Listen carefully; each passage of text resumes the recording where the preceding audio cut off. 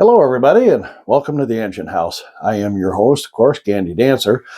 And if you can see, I am not in the engine house. I'm not out in the shed. This is our spare bedroom. It was kind of when we moved in here 2 years ago. This has been kind of a catch-all, and finally decided the basement lighting isn't all that great, and for me to work down there. And of course, the shed this time of year is way too cold.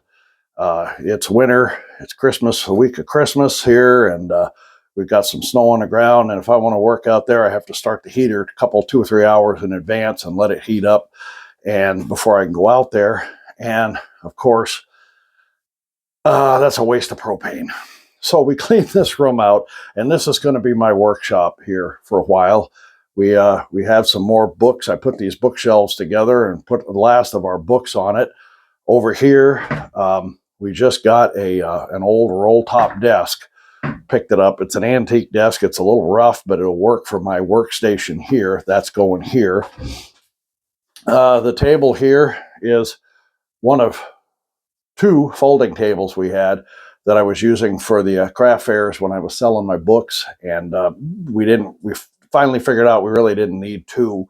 So I put this one up here, and it's going to have some stuff underneath for storing bits and pieces and stuff, so I don't have to run up and down the stairs all the time. It's this 2-story house and a basement. I'd be up and down, up and down. Of course, probably lose a little weight, but it'd wear me out too. So anyway, a couple things here I wanted to go over. Found kind of interesting. So if you bear with me, and of course you saw Shop Kitty here going across the chair a minute ago. She's up here checking this out. She's enjoying herself. She's right here.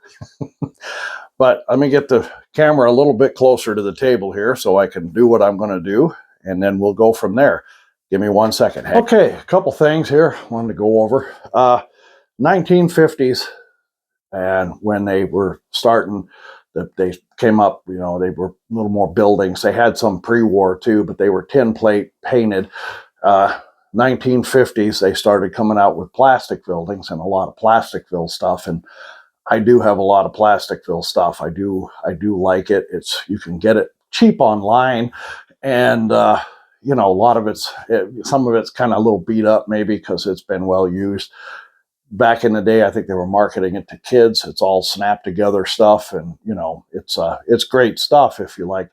They have Plasticville when they molded it, and it's molded onto everything pretty much except for the houses. And I like the buildings. I have a post office. I have something else and a couple other little industrial buildings.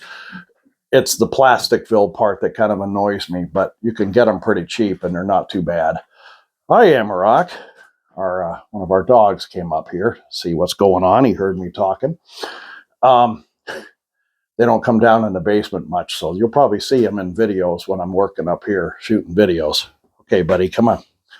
Anyway, one of the things that I found rather interesting in the post-war era, everything in Lionel was 027, which meant it was scaled to the side where it could go around a 27-degree radius turn. And the post-war era went from 1946 to 1964. But even up into the 80s, as far as I know, they had everything was 027. I'm not exactly sure when the switch started happening to actual O scale. But in the meantime, the buildings, a lot of these older buildings were still scaled for 027. Anyway, a lot of stuff was still scaled with the locomotives. If you were actual O scale, I shot a video a while back of pre-war and post-war and of course the modern era actual O scale freight cars. And you can see the huge difference. The gauge is the same, but the scale is way out. And they were still putting buildings together for these, and these are all snapped together, by the way. They had they come in a box for kids. It was marketed, I think, more to kids than serious modelers. A lot of people today still like the old stuff, and they'll put it right on their layout like that. And, there's nothing wrong with that if you're into post-war stuff. But anyway, they were still scaled to the size to match the locomotive and the rolling stock. And eventually they came out and started going with actual O scale. This is a 1950s O scale ranch from, I'm going to say roughly 1954. I'm not sure, but it's 1950s, okay?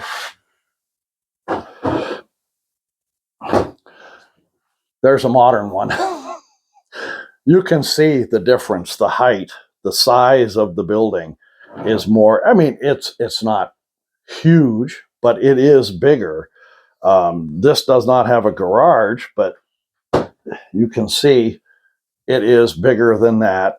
This has a garage. This would be a very small house, maybe 1 or 2 bedrooms, and it's very small. This is taller. This is actual O scale, okay? Found this rather interesting, and I'll get into something about that here in a little bit when I get a little further. This back here is a 2-story house with a garage and a porch. This is a 2-story house with a porch and no garage. Again, this one is even more a difference. You can see, hi Shop Kitty, you can see the actual difference in this one, how much of the size difference there is between a 1950s, oh, Shop Kitty, between a 1950s 2-story house and a more modern era 2-story house, okay? Now, again, if you like the post-war older stuff, and you want to put that on your layout and whatnot, that's great. If you, these, I think, would, in my case, would be a nice background building back far to give the layout some depth. Jason Jensen trains on his layout. A lot of his high rises and things in the background up against the wall are N scale. He does HO. They're N scale because it gives it, they look further away. So if you were going to do something like that, to put something like this, you want to put it further back on the layout to kind of give it like it's actual more depth to it. If you want to mix and match, there's nothing wrong with that either. You can do kind of whatever you want on a layout. These, because I also have S scale, these are also scaled pretty close to S. Matter of fact, a lot of them will say OS scale from the 1950s. And there's nothing wrong with that either. You can have them. I have some S scale stuff, and I will probably, and Amarok's back, I will probably set up my S scale, and I will have these on that layout.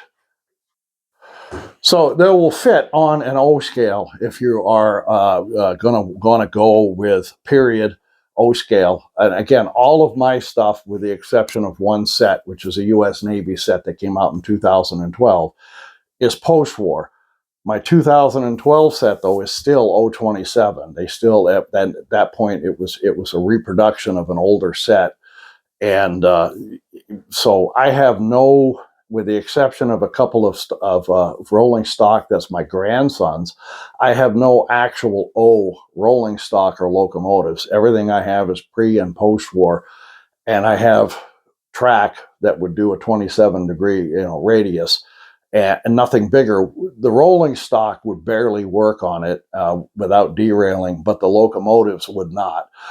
And I like the older stuff. I really do. If you like the modern stuff, that's great. You got enough of a place to put them. That's fantastic. You can set them up, and you can have the buildings. And again, you can mix and match. You can put this on there. You can put them in the background. You can do whatever you want. Some of my Plasticville stuff, like the post office, it's small. I'm going to put it on my layout. I'm going to get rid of the Plasticville part and redo the sign on it, and as well as a few of the others, because some of the small towns have small post offices. It doesn't need to be huge. And the supermarket, I think I have a supermarket, but that's going to be a small, like a corner store kind of thing rather than a big supermarket. I have a small factory, which I showed in another video, and I'm going to kit bash that with a cardboard box, scratch built, a dairy processing plant. an acknowledgement from my grandfather. It's going to be Green Pastures Dairy Milk Processing Plant. It was my grandfather's when he was briefly in business for himself. That was the name of his, Green Pastures Dairy was the name of his milk delivery business. Anyway, there's a lot of different things you can do. You can kit bash these, make them bigger. You can do just about anything you want with them. And again, I may either put these in the background on my layout to give it some depth, like they're further away. I may use them on an S scale. I'm going to have enough room, I think, in the basement for a small, make an oval of S scale and throw some buildings on it just because. I don't know what I'm going to do yet. I've still, this week, we are finishing up tearing down the walls in the basement, and I will be starting to tear down the part of the layout that I can't use and moving and redoing the part I can keep, and then start building my layout. It's going to be in a U shape where I can walk around 3 sides of it, and the other side will be right up against the stone, and that will be an area I'm going to have to reach, but I won't need to climb on the layout anymore. I should not have built it the way I did, live and learn. I got some plans to redo it, but if I have room, if I have a means to do some of this stuff, you'll see a lot of these on my layout as I go forward. Anyway, the other thing I wanted to say is to give it depth here. Again. And of course, this is an O-scale barn. And again, 1950s, okay? An actual barn with any of these buildings would have been about twice this size if it was a real livestock for a real farm. This would be more of a hobby farmer, okay? This is where I find something really interesting. I'm going to show you something else. That's an HO scale barn. When I purchased, I like this building here. I found them online. I buy a lot of my stuff really when I can find it cheap. I pick it up. This is already built. I'm going to redo a lot of it so it won't look like this when I'm done. The same with the 2-story house over there. It'll be painted. It'll be done up a little differently. But this barn came with that house. And at the time, this was already built. At the time, the pictures didn't do it much justice. It's hard to tell what scale it is. I thought, oh, it's O scale. Okay. I got it here, and I put it up against this one, and you can instantly tell by the size of the doors and the windows, this is HO. But if you look at them, they are about the same size. On an HO layout, this would be a pretty good sized barn. This would be not too bad. This would be a pretty good sized barn. On an O scale layout, this would be more for a couple of horses, maybe a tack room, or a couple of cows and some feed. The silo is definitely not big enough to carry enough food store, grain and whatnot for an entire winter. This is way too small. This does not belong here. This one, on the other hand, is pretty well close. You could put a lot of grain in here on an HO scale. But I just found it quite funny that here we have an O scale and an HO scale, and this one is just slightly wider, just a tad bit wider than this one. But other than the silos, they are almost the same size. I really found that rather interesting. What am I going to do with this? I don't know. I have no idea yet what I'm going to do with it. I probably put it, I've got some HO stuff that I scratch built and kit bashed. I'll probably put it with that and stick it in a box somewhere for now. Since I don't do HO anymore, I don't know what I'll do with it. Maybe I'll stick it on with the S-scale stuff. I mean, it's obvious when you look at the door that it's HO, but it's kind of funny. And I couldn't tell it in the pictures online, so I went ahead and bought it, but it's still kind of funny. Anyway, one other thing I did today, my lovely wife and I went down to Presque Isle and stopped at Tim Hortons, which is a donut shop that's up here. They're all over the place in Canada. When I was trucking, I'd go into Canada, and most of your Tim Hortons outside of the big major city had a place you could park a semi. and I would wheel in and get a coffee and a couple of donuts or a sandwich or something. They have some pretty good sandwiches. And I had a dog with me, and they'd always give you some free Timbits donut holes for your dog. And my dog loved it. So, you know, we'd go in there and I'd get a couple some. Anyway, we're down there this morning getting breakfast and before we went to do our shopping, and they had one of these. Now this, it doesn't have a scale on it. It does not tell you what scale this is, but it looks pretty close to O scale to me. I haven't even taken it out of the box yet. It's still taped. I just brought it home and brought it up here, and I thought, oh, I'll just, you know, but stuff like this was like $13 down there. And excuse me, I liked it because I like Tim Hortons. If I could find an O-scale Tim Hortons restaurant or Tim Hortons Dakota, I'd put it on my layout. That's how much I like Tim Hortons. I was ecstatic when I found them up here in New England on the U.S. side of the border. That's great. We also have one right across the river, less than 2 miles away in New Brunswick, Canada. So, I mean, we could run over there if we want to, and it's not that hard to cross the border. But I thought this was fantastic, and I picked it up somewhere. I mean, all my stuff is post-war and it's steam locomotives, but my stuff is eclectic. You've seen some of my video. I have dragons. I have, you know, you name it. I don't care. If I like it, I put it on the layout. And that's the whole fun of modeling is just doing what you want, just having fun with the hobby. And I like Tim Hortons. And there aren't any 1950s Tim Hortons trucks around. Tim Hortons is a relatively new donut shop. Hockey player started it. His name was Tim Horton, and he started this when he retired from playing hockey. And they, like I said, they were exclusively in Canada for years and years and years. And when I ran British Columbia, Alberta, and Saskatchewan and whatnot, they were Tim Hortons all over the place. And I was in and out of them a lot. Probably the reason part of the reason I've got this, that, and sitting on your butt all day.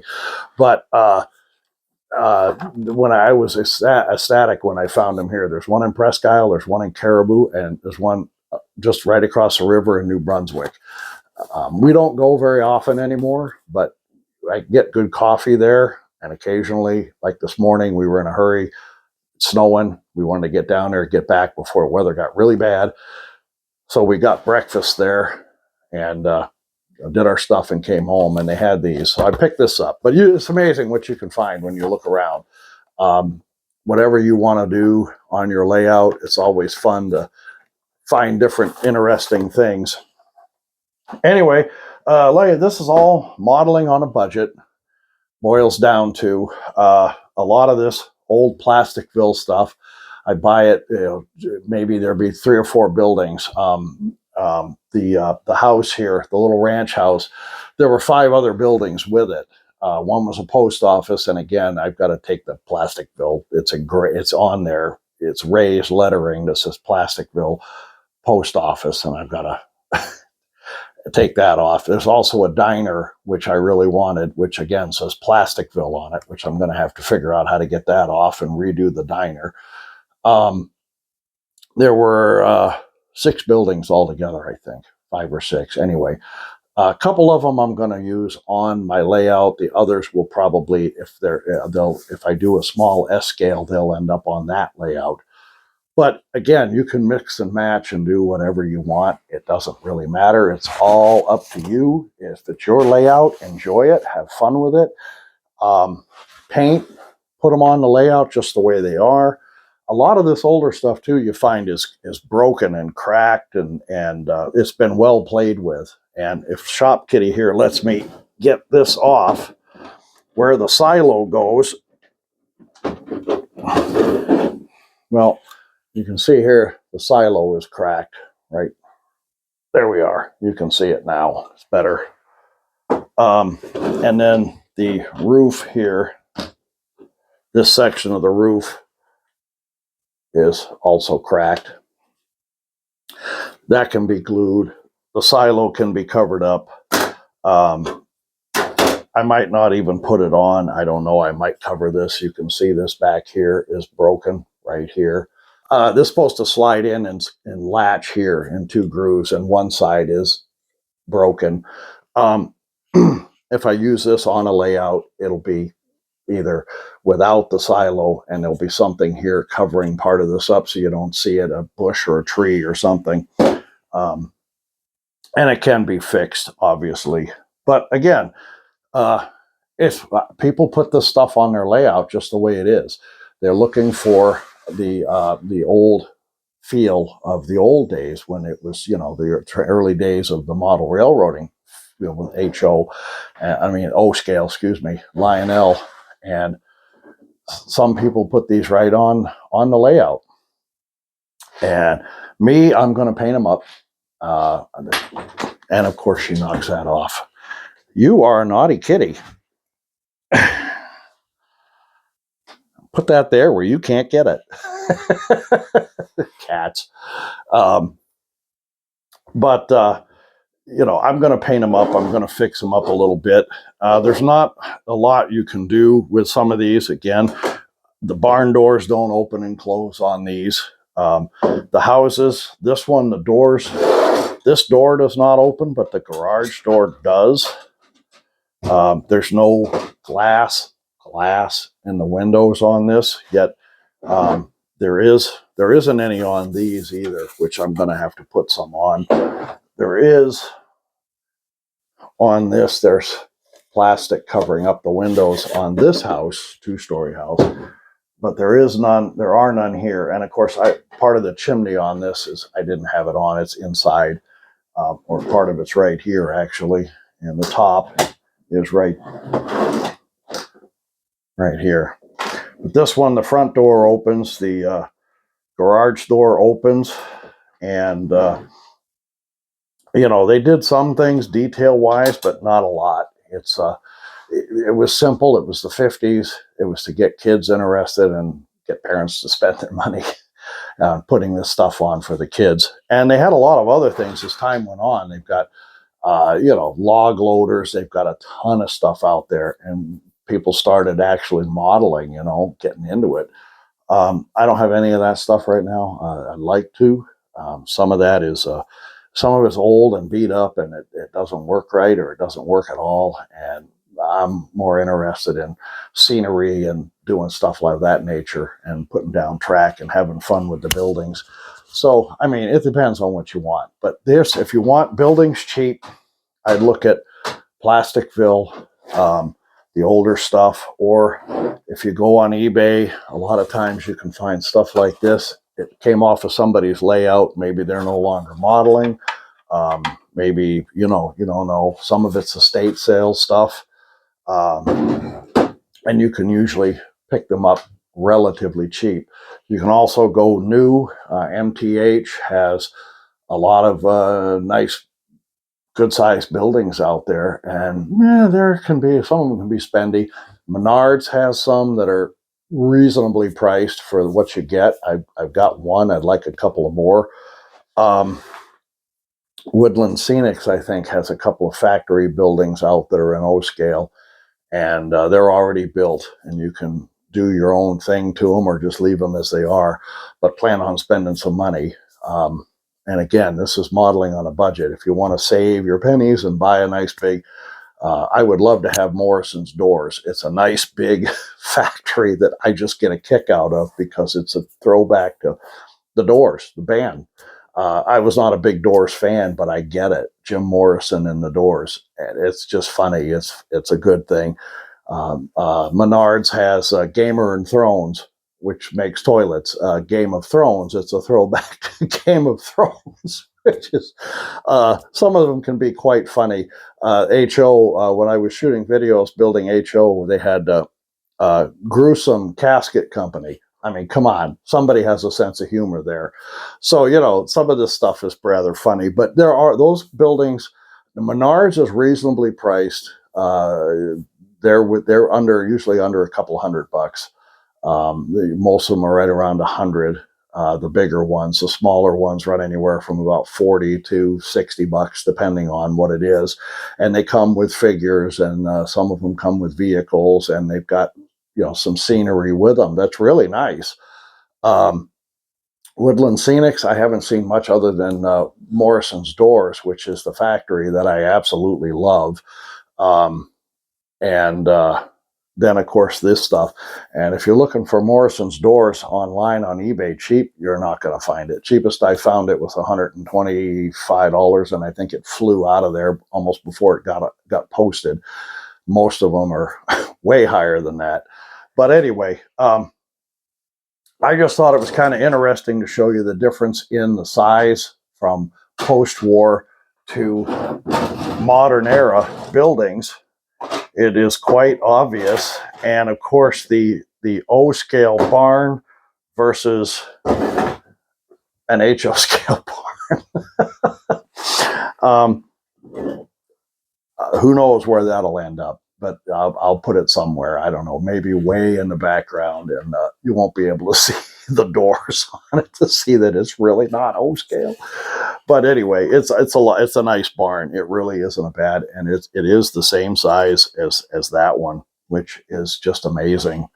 So anyway, I hope you enjoyed the video. If you do, please like, comment, hit the subscribe button, because I'm floating around after the first of the year. Once I get going back down in the basement, building the new layout, it's going to be in a U, as I said. I'll be shooting some more videos as it goes on, and getting track and the wiring and everything done, and laying it out so I know where everything's going. At the moment, I've stopped buying buildings. I've got a bunch of them sitting out in the shed that I've been picking up in anticipation. There's going to be shelves over here above the desk. When I get the desk in here, I'm going to move the shelving in here. They're going to be up here, and I'll figure out what's going on the layout, what's not. And I will also be starting to buy detail parts, figures, cars, things of that nature while I'm down there. So anyway, I hope you enjoyed the video. Have a great day. Have a Merry Christmas. This will be posted more than likely after Christmas, because it's the holidays, and I'm not going to, my poor wife, she's been working. But this will be posted soon. Have a Merry Christmas, everybody. I hope you do. Happy New Year. Bye for now.